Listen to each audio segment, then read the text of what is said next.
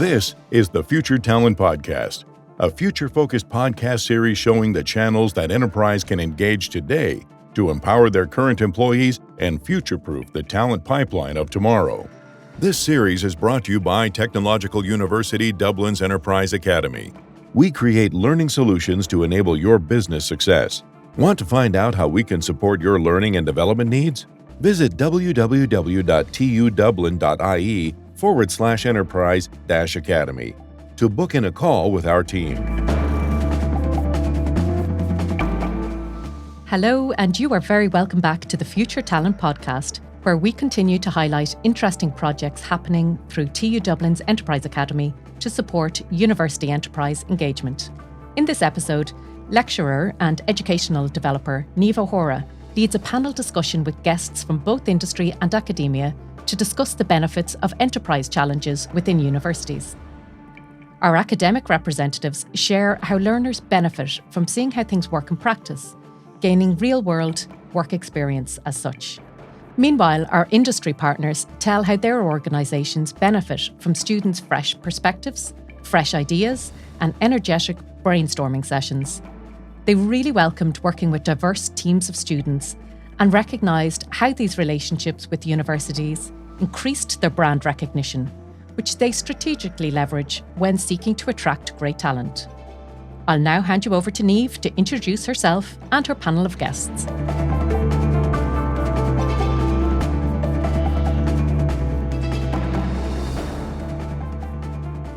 Hi everyone, my name's Niamh. I'm an educational developer with the Enterprise Academy and a lecturer in creative digital media, and we're here today to talk about live enterprise challenges. So these projects that are co-created by enterprise and civic partners and are introduced to students who develop ideas to solutions in collaboration with academic mentors.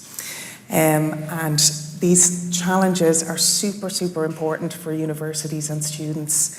So students get to apply all their theoretical knowledge and skills in solving real-world problems. They get introduced to future employers, and they get to build their professional network.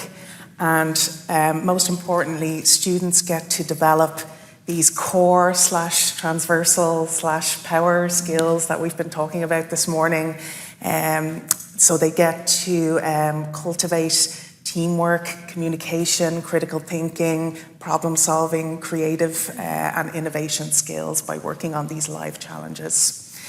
If working with civic partners, teams of students then get to make a positive impact on local and global solutions, and it cultivates social and civic responsibility with students as well.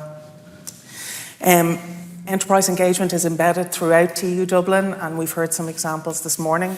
Maybe more specifically at the Enterprise Academy, we've taken a number of approaches. So in collaboration with the School of Tourism and Hospitality during the pandemic, when it was trickier for some students to engage in work placement, we put together a 30-credit Sustainable Innovators for Enterprise programme where students would work with enterprise and civic partners and work on these kind of live challenges and work on these core career skills as well. More recently, we've worked with partners on sprint-style hackathon live challenges, and we've learned a lot from those. And then most recently, we've collaborated with the School of Global Business on a 5-credit enterprise challenge module, where teams of multidisciplinary students from different schools and faculties over the course of the semester will work on a live challenge set by an enterprise or civic partner. So co-created with enterprise and then mentored by enterprise and civic partners and academics as well. And that's underpinned by a design thinking kind of mindset and methodology throughout the semester. Today, I am super happy to introduce Dr. Tom McCagno, Innovation Education Lead at UCD Innovation Academy, Sarah Doran, who's Head of Engineering in Travelport, one of our enterprise partners, Mark Fowler, who is another enterprise partner. He is Innovation Capability Manager at ESB, and then Sinead Hennigan, who is CEO at the Learning Development Institute. And they're going to share their experiences of working on these live challenges with students, how to make these engagements meaningful, and the importance of them as well, and their kind of key learnings. I might take a seat here, and Tom, if it was okay maybe to start with you, and maybe tell us a little bit about your experience of these kind of live challenges with UCD Innovation Academy. There's different flavors. As you mentioned, there's hackathons. It's just like the ones I've been directly involved with are, it's just like at the graduate level. And we typically will, it's just like do team projects or individual projects. And it's like place them with an organization. Sometimes it's people that are in work and they're wanting to do a project with their company. And the whole idea is to take it and it's like give students a chance to, and again, you know, all of these sessions are linking together, so cognitively apply what they've, you know, learned in theory to in practice, and that helps them to actually understand it and see how it works. And then it's the soft skills also at the same time, particularly when they're doing team projects, that they're seeing, okay, you know, I've learned these theories. It's just like, oh, but this is how it works in practice, and this is what I need to do to just like work with a team. And it's like those projects tend to be about 3 months long. And it's important because sort of from the educator's point of view, you have two customers. You're designing a student experience, but you're also thinking about the enterprise. Yeah. And it's just like what both parties are getting out of it. And from that student perspective, what do you see the main benefits maybe for the students, first of all, when engaging with these enterprise partners or sponsors? It's, you know, the most practical benefit is they see how things work in practice. Again, this, you know, the skills, it's just like how working, because a lot of times students will have a, how shall we say, disconnected view from reality on how things happen in practice. And this could be any student. It goes from a recent graduate to a mature student. And so it's putting them in different situations, and particularly when they're upskilling or changing roles, that they're seeing how it works in this new industry. And again, maybe from UCD Innovation Academy's perspective, how do you think we can kind of make these live challenges meaningful, maybe for the students, first of all? So what we do in practice is we put up guardrails, if you will, and it's like in some situations we actually curate the host projects so that it's like we know what the students are getting into. That will actually put some of the teams together. It's like because students have, it's like certain skills, and trying to bring that, we try to, it's like match students with where they want to work, but also where, you know, we also think that the whole team is thinking about. And in terms of those guardrails or supports for students, have there been things that maybe haven't worked well that you've kind of learned from your experience? If you ask any student, they'll always complain about teamwork. So that's one of the biggest parts. And so it's what we'll do is we'll put a lot of effort into, it's just like building psychological safety, teaching them the skills to manage within a team. And it's like occasionally you have to, you know, it's like have sort of a group intervention, but that's usually the worst of it. Yeah, and even maybe from the lecturer side of things, the teamwork comes up repeatedly as a really, really difficult skill reported by students. And then all our enterprise partners that we talk to stress how important teamwork and collaboration is. So these types of activities are really, really great for embedding that in the learner experience. Sarah, we have worked together recently through these shorter kind of sprint style and hackathon activities that are embedding projects in the learner experience. From your perspective as Director of Engineering at Travelport, why is it important or why is it beneficial maybe for organisations to get involved? Well, for us, I guess, we kind of have a history. We started an intern program about 5 years ago because we recognise that it's important to have diverse teams and to bring people on. And I've always been quite passionate about supporting young people in IT. I've volunteered at Coder Dojo many a Saturday over the years. So I guess with our intern program, initially teams were a little bit nervous of taking people on, students into their teams. And for us, it's important we made it real. So the last talk was really great to hear. We put people on teams and they work on real projects. They develop code and they test code that goes into production. And initially there was hesitation, but after the first year, people were fighting over getting interns on their team. So now that we've had 5 years of interns and we've seen them join grad program and we've seen them get promoted out of a grad program, about 29% of our teams now come through that flow, which is absolutely amazing. And it's completely changed the landscape of how we work in Dublin. And you need that on your teams because you need senior people need to learn to support younger people, and you need that whole balance across the team and the different points of view, and they give a renewed energy. So when you approached us, would you be interested in joining with us and doing this hackathon, we jumped at the chance. It was a no-brainer for us to actually leverage that diverse group of students as well. So we were able to break out of just the computer science students. That was really important for us. And I guess it's a demographic as well that, it can be hard to tap into.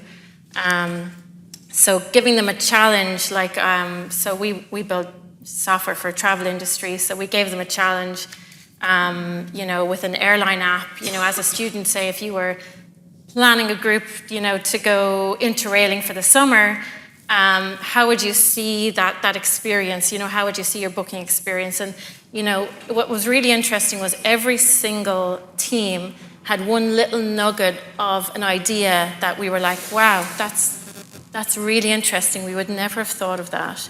And the judging for it was incredibly difficult because every single team had that one magic thing that we had never considered in Travelport. And the other aspect is actually, how many people here have heard of Travelport? Okay, a few. Better than I expected, actually, right? But it's we found it hard to get our name out there. We feel like we have a really great place to work and people really enjoy working with us, but people don't know who we are. So being able to leverage that relationship and build our brand name within the universities is also really important because they're going to be the next graduates and engineers of the future. And we spoke before about, over maybe a shorter period, like 2 days, there's different kind of benefits for the enterprise partner or the civic partner, but the benefits for students are as tangible, and they really do get that experience of working in the team, Liam mentioned customer discovery before, human-centered research, validating ideas, prototyping, and presentation then, super important, which has come up before as well. Yeah. Maybe learnings from the shorter events for you? It's certainly a challenge to kind of communicate some of our domain so that they understand the problem that they need to solve. There's only a small part of our business that's kind of more traveler facing. Most of it is B2B. Software for travel agents is a big part of our business. And there's a saying in industry, if you've met one travel agency, you've met one travel agency, right? It's a hugely complex industry to solve for. So certainly if we had more time and a longer program, we would aim to focus on a different area of the business. We were quite restricted to say our airline app is probably a bit more tangible for someone to get their head around in such a short space of time. Thank you, Sarah. And Mark, maybe from the perspective of ESB, we have worked together on different types of live challenge approaches. Could you speak to what you have been involved with, maybe first of all? Yes, so I suppose we run our own internal 2-day hackathon with our first year graduates. So, it's great for building energy with new employees in the organisation. And also, like the challenge, we would use that to promote our strategy, our net zero for 2040 strategy. So it's good for energy, good for the new employees, and good to communicate the strategy to our employees, But no, on the program we were involved with last year, the Sustainable Innovators for Enterprise. So yeah, we had a bit more time. We had a 10, 12-week time frame. So we kind of were able to do the full 5 steps of design thinking, which, we try to promote within our own organization and our own innovation projects. So, yeah, I suppose it's basically a 2-week step from empathy to problem definition, ideation, prototyping, and tests. So, the team, in fairness to the team, they're all working remotely. It was difficult for them to gel as a team. So we'll be familiar with kind of dynamics around teamwork. We've a program with the UCD Innovation Academy running since 2017.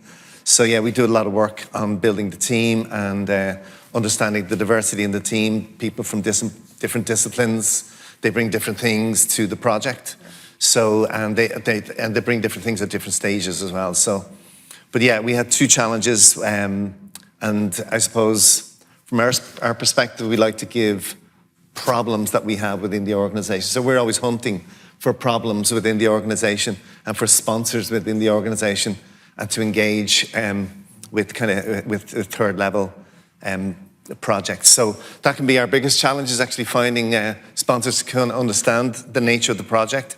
Sometimes they think it's going to be a big master's project with a lot of research and a lot of, they might have to put a lot of effort into it, give them a lot of data.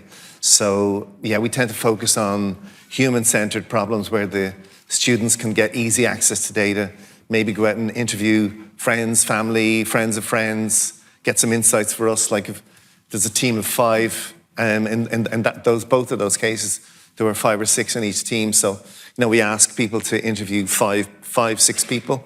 So that's 25 insights from one team. Like that in itself is great feedback for us, that they get out there and they find out what is the perception on this in this problem from the 18 to 24 cohort, or the different age cohorts. So that's really important for us. It's great feedback, and it's not something that we get to do every day. So in itself, that is a great deliverable for us, Yeah. It's not just the final outcome. And you'd mentioned kind of maybe focusing on more customer-facing challenges or problems, and that's something maybe that you've learned from the experience. Any other kind of key learnings for maybe for other potential enterprise partners? Yeah, I suppose I'm in this role 5 years. In the early days, we would have given heavy projects to master's students, where we'd have to give maybe a year's worth of wind farm data to them, and they'd be a master's in engineering or data science. So a lot of effort from our part and from our sponsor in actually getting them set up. But more human-centered projects, we believe, are better for students. So if they can find material online, if they can look at social media, if they can go and talk to family, friends, and friends of friends, like insights that they can bring in to us, we find is really helpful. And particularly the age cohort as well, getting their insights and how they perceive problems, and then kind of their ideation method. Like, I suppose we don't tend to focus on the final proposition. We now ask them for lots of ideas, because we know there's, in a group of 5 or 6, each one will have 2 or 3 good ideas. So that's like a lot of ideas, and actually bringing that back to the sponsor kind of is getting a really different perspective on that problem. We tend to have a company think about how we approach problems, so it's good to get other people to look at that problem and give us insights and things maybe we wouldn't have known about before. Thanks, Mark. That's helpful. And Sinead, from the perspective of the Learning and Development Institute, why do you think these kind of activities are important? Well, it's interesting because it's a perfect fit with the sort of skills first HR model that we've been talking about all morning. And we also launched research earlier on this year that had been completed by David Collins in Trinity and John McMacken in DCU into the whole skills first HR model. And this companies need to see skills first HR as not a HR kind of an intervention, but rather a business solution. And bringing in groups of learners is part of that solution. So if the model is kind of working, organisations are working with all the business units to do demand analysis, skills audits, and to surface, as Holly was talking about, hidden skills in the organisation that people have acquired, not just through the work that they've been doing, but outside activities. So it doesn't just surface the hidden skills, it also then will identify the skill gaps. And that is where there's an opportunity for organisations to plug in groups of learners who can perhaps support with that, because skills first models, really part of it is about being able to address the gaps you have right now. Yeah. So the other thing, just a kind of a random comment in relation to the tacit knowledge piece earlier. We supported UL a couple of years ago they were doing research on knowledge management, and they identified that tacit knowledge accounts for 70% of the knowledge in organisations, yet only 30% of organisations were using it for competitive advantage. So there is a real opportunity there to sort of understand, well, how could you cultivate more tacit knowledge? And I think, we don't want to be banging on about COVID forever, but there is a particular cohort of learner right now who have been even more disadvantaged than the wider population around having opportunity to curate tacit knowledge and to even just see how does work happen, and in terms of the sort of supports for learners, like Innocent, the smoothie company, they have a kind of part of their induction, the first 2 weeks of when they bring in new hires,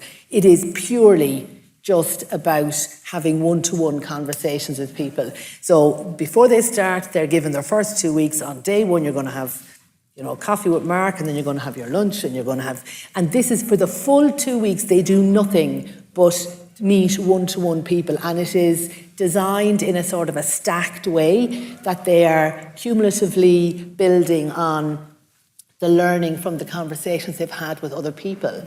And this idea of, like as Mark said, the importance of organisations identifying a really workable question for groups of students. And the important thing is that they have access to the data they need, the information they need, the people they need in order to be able to come back with a meaningful result for the company. So there's huge opportunities for the organisation, and the other thing about it, I think from the point of view of the company, is if you bring in people who have no exposure to your business, they don't have any sort of assimilated understanding about the culture or the way we do things, they are going to bring that freshness of ideas, but they're also going to force you through a process of really understanding your business. Because they're going to ask you, how do you do this? How does this happen? What's the relationship between this and this?